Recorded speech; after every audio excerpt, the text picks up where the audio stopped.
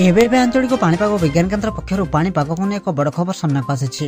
ତେବେ ବର୍ତ୍ତମାନ ଯାହାକି ସୂଚନା ମିଳୁଛି, ପଶ୍ଚିମା ଝଡ଼ ପ୍ରଭାବରେ ଫେବୃଆରୀ 19 ତାରିଖରୁ 4 ଦିନ ଧରି ରାଜ୍ୟର ବିଭିନ୍ନ ଅଞ୍ଚଳରେ ବିଜୁଳି ଘଡ଼ଘଡ଼ି ସହ ହାଲୁକାରୁ ମଧ୍ୟମ ଧରଣର ବର୍ଷା ହେବାର ସମ୍ଭାବନା ରହିଛି।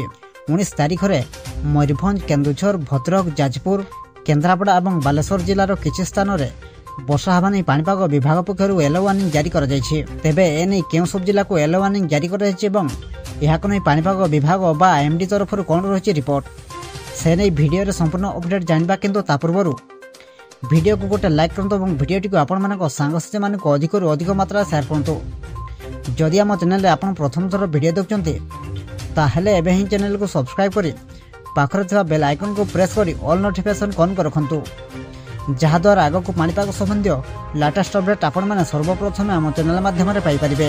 ପାଣିପାଗ କେନ୍ଦ୍ରର ସୂଚନା ଅନୁସାରେ ମୟୂରଭଞ୍ଜ, କେନ୍ଦୁଝର, ଭଦ୍ରକ, ଯାଜପୁର, କେନ୍ଦ୍ରାପଡ଼ା, ଦେବଗଡ଼, ଅନୁଗୁଳ, ଢେଙ୍କାନାଳ ଏବଂ ବାଲେଶ୍ୱର ଜିଲ୍ଲାର ଗୋଟିଏ କିମ୍ବା ଦୁଇଟି ସ୍ଥାନରେ ହାଲୁକା ବର୍ଷା ହୋଇପାରେ ବୋଲି ପାଣିପାଗ ବିଭାଗ ପୂର୍ବାନୁମାନ କରିଛି।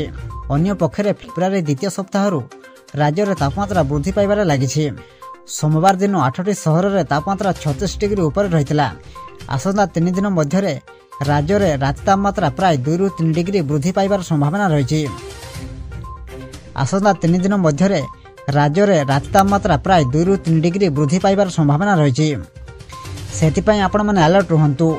ବ୍ୟୁରୋ ରିପୋର୍ଟ, ଜାଗରଣ ଟିଭି।